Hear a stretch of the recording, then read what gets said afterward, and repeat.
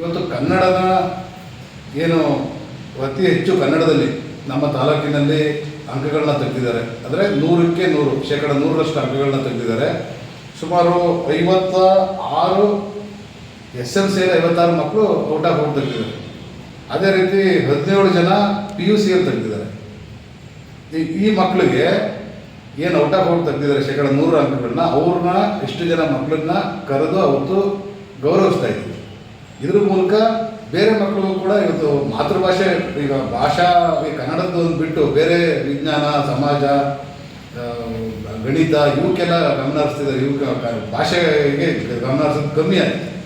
ಆದರೆ ಇದ್ರ ಮೂಲಕ ನಾವೇನು 100ಕ್ಕೆ 100 ತೆಗೆದ್ರೆ ಇವ್ರನ್ನ ಗೌರವಿಸಿದರೆ ಬೇರೆ ಮಕ್ಕಳಿಗೆ ನಾವು ಮುಂದಕ್ಕೆ ತೆಗಿಬೋದು, ನಮ್ಮನ್ನು ಗುರುತಿಸ್ತಾರೆ ಕನ್ನಡದಲ್ಲಿ ತೆಗೆದಾಗ ಅನ್ನೋದೊಂದು ಪ್ರೇರಣೆ ಆಗುತ್ತೆ.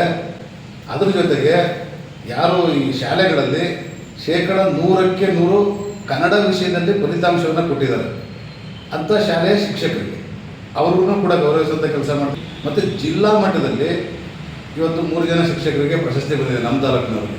ಆ 3 ಜನ ಶಿಕ್ಷಕರಿಗೂ ಕೂಡ ನಾವು ಗೌರವಿಸುವಂಥ ಕೆಲಸ.